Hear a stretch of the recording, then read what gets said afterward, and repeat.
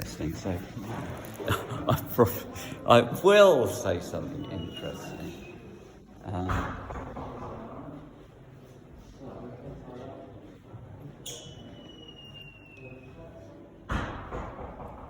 Yeah, I was waiting for them to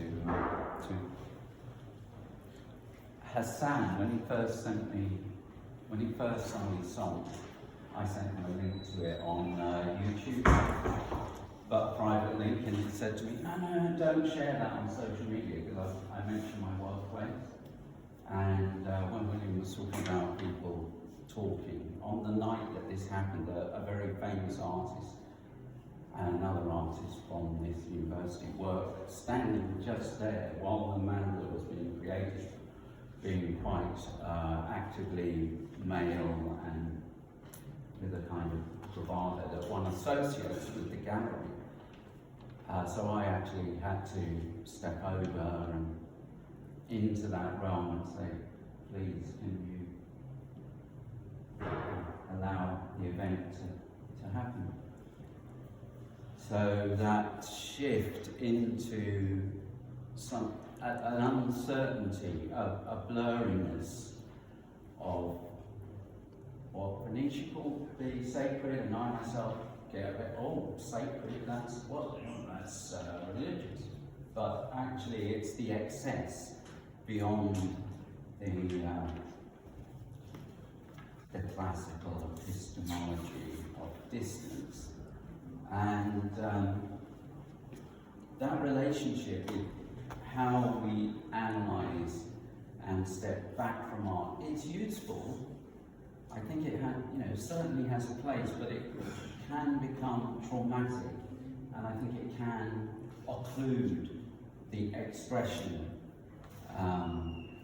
of the entity that speaks back. I'm part of that, and people have a difficulty in art with pictorial language because it implies a sort of cognitive deliberation and intention, and I think we intuitively realise that that's problematic. So my interest in what Cameron Barrett and Jane Bennett, vibrant matter. So we're part of matter. Matter has agency, and we can recognise that. But I refer to books because that gives me solid ground. I feel like I'm located in something valid. But going into the uncertain, what Krishnamurti, again, it's not academic, he talks about freedom from the known, which is like, how do you get to that place even before all your conceptual ideas of yourself? And that is my understanding, is my felt self, which my sensory experience is access to. But there is a limit to what one can understand purely through sensory experience. There is an excess, and that is access through ritual, through moments of wonder in the world that are not simply sensory. Perhaps that is the sacred, the processional. So I got quite interested in this. I started calling it the blurry, because I was in the summer holidays thinking about the Blurryman, because I've got a friend who also has fibromyalgia, and I've never met him. He's called Tim. Tim lives in Birmingham. He was once on a train with me. I didn't know that, but he heard me singing a song I was writing, about to go and perform on Radio 1. I'd never performed it, so I had to learn it with my friend. He heard us rehearsing it on the train, then heard it on the radio. And years later he told me, I heard you on the train. I was sitting like, and we get on very well. He's autistic, and he also has fibromyalgia, so we really connect over this gentleness that helps us of encountering the world with a blurriness, not seeking crisp understanding. And there are many experiences we understand in that fashion. Music being most obvious. When we really love music, it is not through the crisp synthesis or analysis.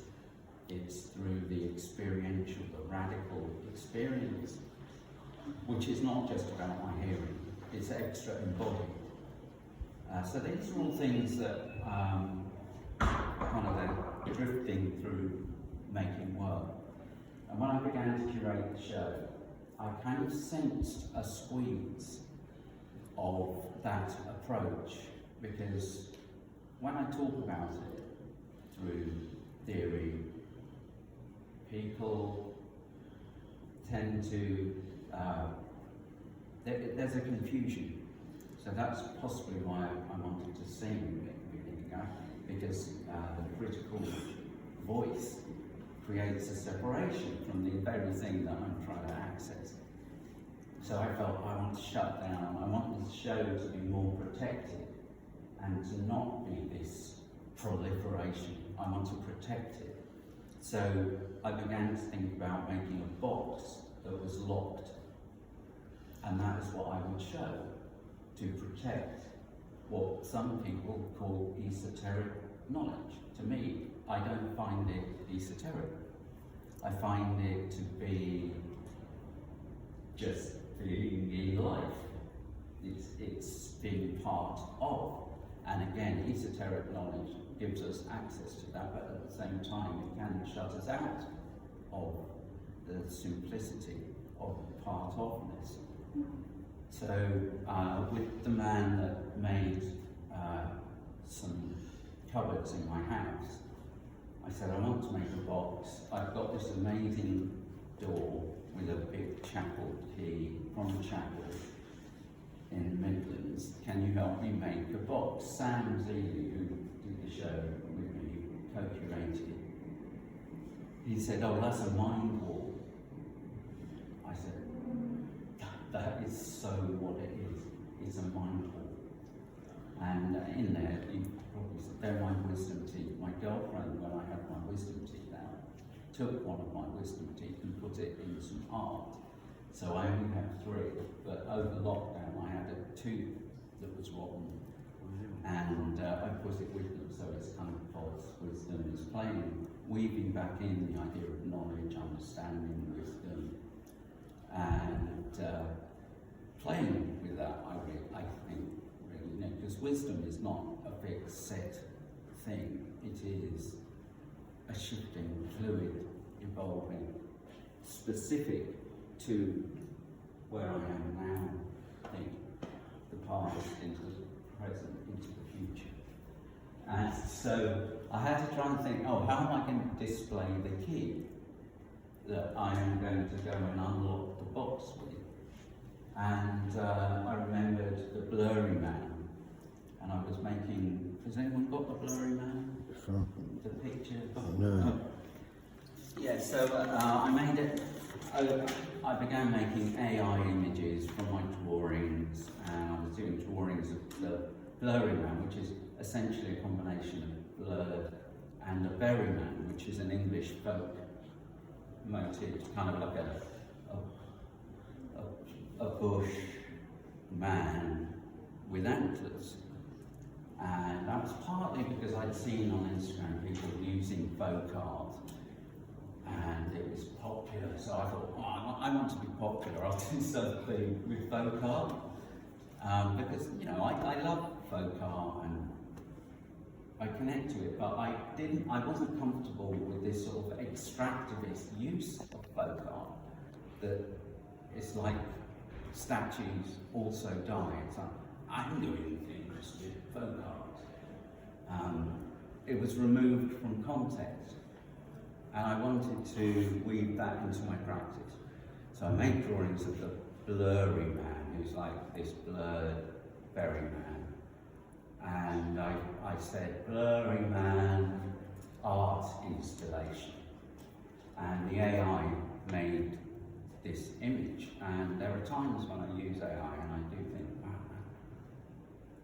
there's a real felt intensity that I feel like I've woven myself into the technology by not collaborating with it conceptually, but as a sort of materially vital part of. The AI is part of. So, yeah, I thought, I didn't think of this, the AI thought of this. I am the AI's slave. I will do what the AI has told me to do. And I had to construct this. I had to think about how to make it. I went to talk to Paul in the 3D printing, said, oh, I want to make this. Can you help me make this? And he was saying, oh, we can 3D print it, blah, blah. Then he went to speak to Fashion, who said, oh, have you thought about knotting material to create the shape? So my process of talking to Paul, I went away and started thinking about knotting material. How can I do this? It's called There But For the Grace of God to Go High. And one of the things I carry around when I'm in the city is this idea of homelessness, of losing everything, of just that moment when my life falls apart and I see someone with a sleeping bag and I think, there but for the grace of God go I. And that's not why I use the sleeping bags, but it's something that occurred to me as I began making the Blurryman.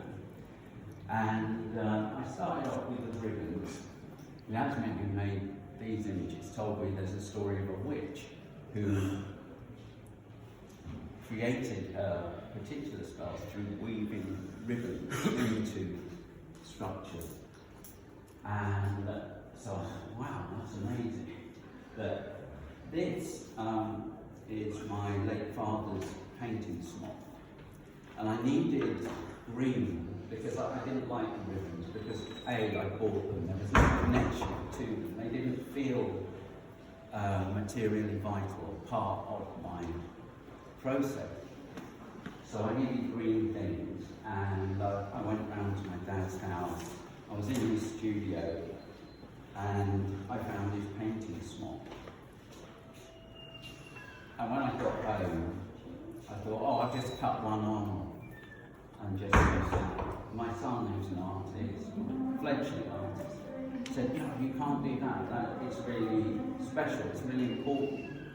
You can't cut your dad's smock up. So these here are part of Dad's smock, all this here. So, and I hadn't thought of this, you know, I called it Cosmic Knob and started to think about weaving back into life, into art, weaving the knot. Because there's a book that is about humans and it's called I Am a Strange Loop. And I thought, no, I'm not a loop. I'm not just this loop of cognition. I am a strange knot. I am part of. So, again, it's not resolved, but it's just I definitely knew I'm not a loop. I'm not a closed circuit loop. And this, I was going to say, it saved my marriage. You know, I made it over the last month, and I would go up and just knot and knot and knot and knot. I'd never done anything like that because my work's normally very immediate. These blue knots here, I've got this blue towel that I take to the beach. I love it, and I said, can you remember where we got this? And when my eldest son, Arthur, was at infant school, there was a boy who had, a very, very serious illness called Sebastian. And Sebastian may not be alive now. I don't know. He had, I think he had multiple illnesses, one being cystic fibrosis. And he struggled to get to school, and he looked so drawn. And again, you know, I felt, oh, cutting this up is, can I cut it up? Is that bad? So there, that's Sebastian's cow there, Sebastian. And it really helped me think about using art practice to weave together life and death, and have a, you know, I struggle for the words to describe it, but because I'm not advocating death, I'm advocating death as part of emerging in to what William spoke about as an inclusivity. So death is not separate in a Victorian classical epistemology, over there, mysterious. It's inside. I am like nature, decays, rots. I am like the indigenous Inuit who hunts the whale, oh beast of the morning, come up for yourself. You know, we're all part of. So yeah, that's what this was about. And you know, because the AI told me to do this, I had to make that. This is actually a Facebook post that I made about Jeremy Vine, and then thought I'll make it into a t-shirt. Now the t-shirt's in the Blurryman, and you also got COVID masks, and there's a shell suit somewhere. This is from a shell suit that I used to perform in over lockdown, and it's quite precious, but I was hanging on to it, so I cut it up and wove it to the Blurryman. And Paul with the antlers, Paul from, and Elena works in all the 3 gigs. She's a lovely girl, lovely woman. And I went to see her and said, oh, I want to make some antlers. And do me a drawing. No, I can't do it from drawing. Okay, make a clay model. We scanned the clay model and enlarged it from something that big into the antlers that are here. So it happened during the exhibition that I finally managed to install.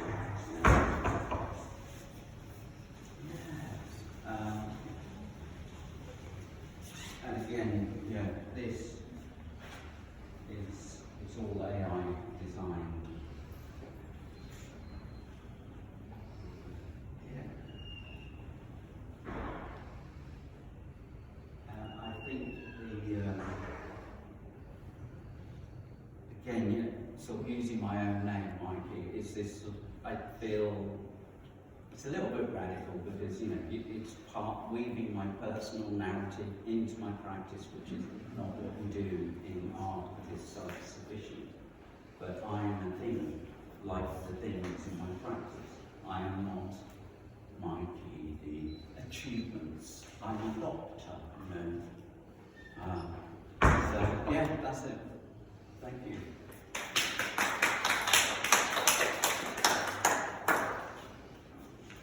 Any questions? The last speech. Nice. I think what's your lesson about your lessons about being free. Your lessons about being free and not restricting yourself. I think it's also quite important. Because you can kind of come to a university and establishment and think, right, this is what I am, I'm this. And then when you become exposed to someone like yourself, to William, to all kinds of things, you go, actually, no, I'm not that, I'm this, or I'm not this, I'm whatever I want to be. It's quite important. I've got one final thing to show you as a thank you to William and all of you. I went to see my mum yesterday, who'd been in bed for 3 months. We really feared the worst.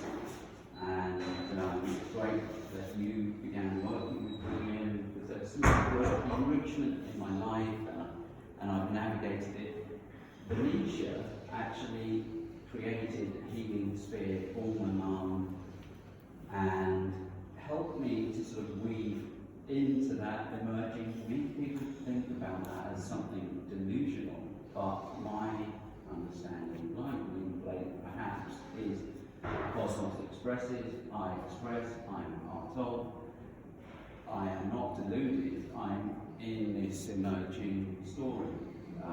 The Aboriginal culture would say this is our story. The landscape, this is our story.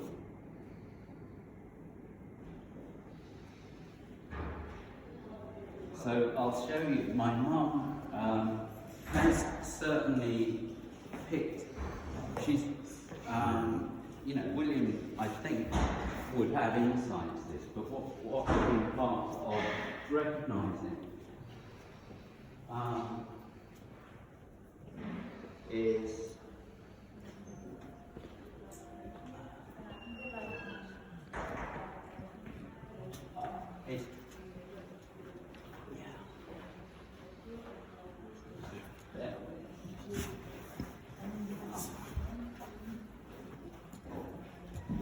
Ellie, come on.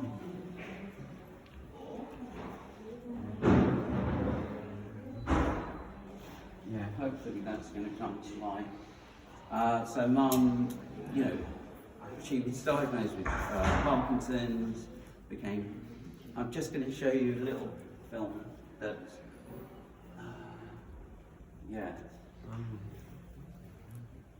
She felt paralysed, she went into hospital, very dramatic, because that indicated this is potentially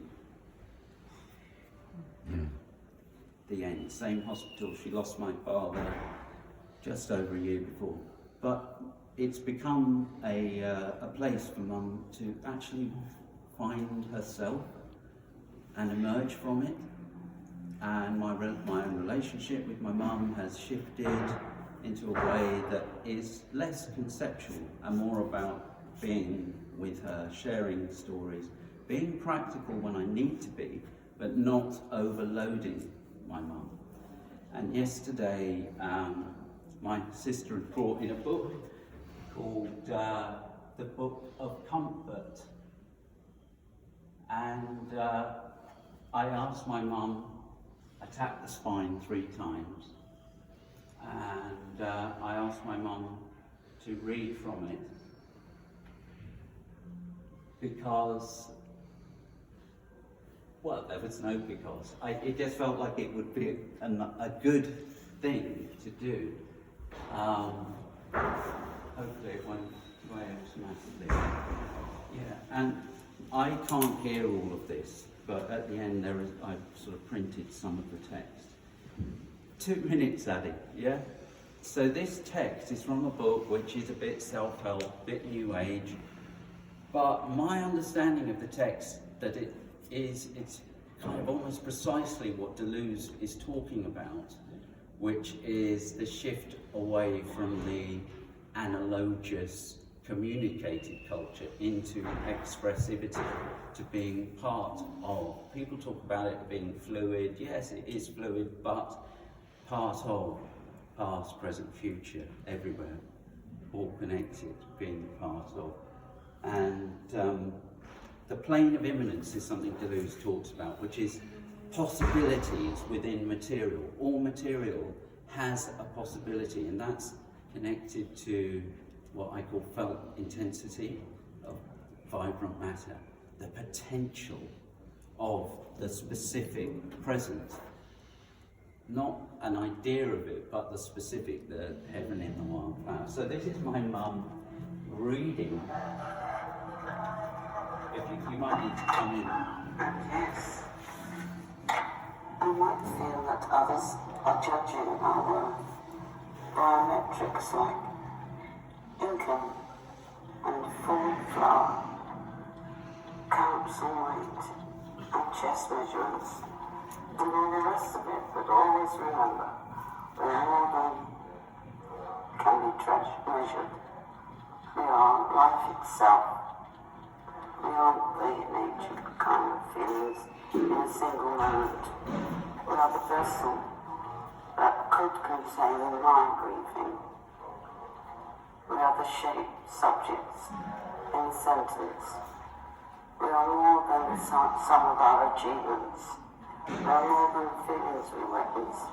We are the infinity that remains when we subtract them.